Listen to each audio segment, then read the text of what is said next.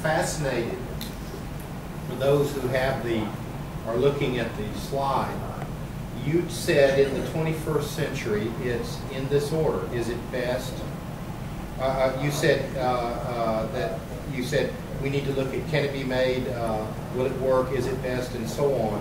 And then under that, you're saying the order of those issues has changed over the last 30 years. Is that right? That's true. So I would like to point out that how technology changes the order of these three fundamental questions. For example, in the early 70s, when people try to develop a product, the first, the most important for them to consider is can we make it. To make it first is always important, put at the first order. Then after make it, then maybe you can test it to see whether it works. But very little consider where is the best. The two reasons why it's difficult to consider is the best. Number one, people don't care if it's best or not. You don't have too much competition. You make it, it works, people will buy.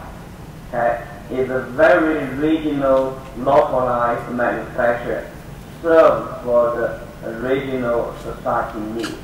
Okay? So that is one. With people use advanced manufacturing technology and use computer in the 80s, 90s, and when people develop new products, it's not that they ask, can we make it? They ask, will it work? Well, because make it is not that important. We have good tools. We have some method we can make it. So we're less worried about how to make it, but we're interested to see what is the function of the product. Then we can compete one is better than another. But do we still know which is the best? We still don't know yet, or difficult to know. But my point is, today, if anyone, any company wants to develop new product, they have to make sure that that product is the best. Is the best in terms of the quality, the functionality, the profit. Why? Because of global competition. Okay? Because also there is enabling technology and make us to know that we know the product is the best or not, even before we develop it. I will show you some examples from the next few slides.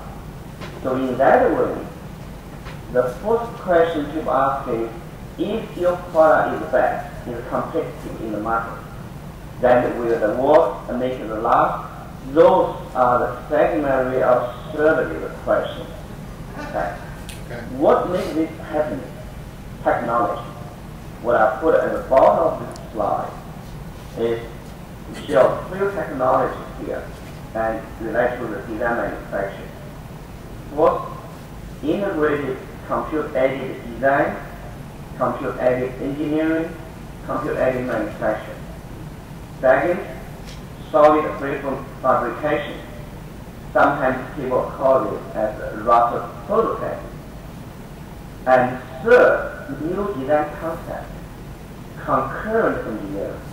And we know that at the initial design stage, we will know what is the market response, we will know how to make a tooling, and all these are put together for advanced manufacturing technology driven by computer-aided design tools.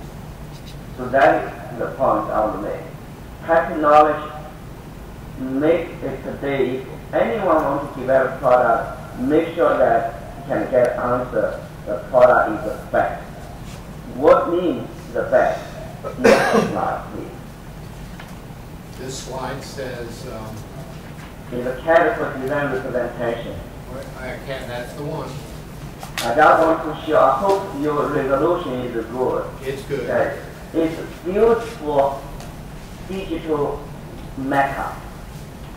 So that means you don't have anything yet, but you have beautiful CAD, computer editing, that solid model to show this race car, show the components, show assembling, show the geometry, complexity, show the beauty of your structure or product.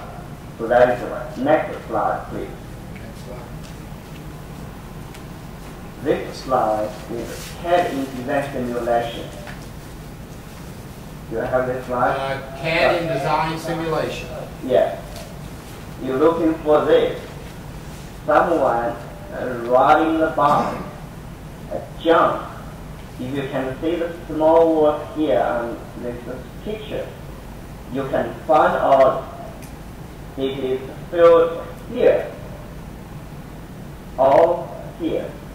If a field on here in the real world, you broke your leg maybe, but if you feel it in the computer simulation, then you can find a way to redesign.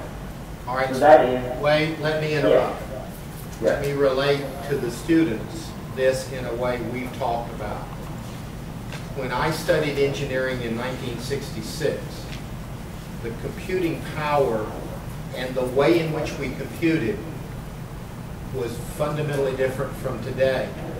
So the word simulation may have been used and may have been talked about in the courses, but it was not really used in the actual design and ultimately the fabrication of real products. It was more of a laboratory concept. Today he's saying that before the product is made, such as that bicycle, in the design process, at the company level, they can simulate that bicycle crashing. And that will guide the refinement of the design and ultimately the fabrication. So it is real time in the manufacturing process. Is that correct? Wei? That's exactly true. So the computational power to do this type of simulation is not a problem at all. You know, today we use the computer to simulate those nanoparticles and molecular modeling, but that maybe depends on the supercomputer.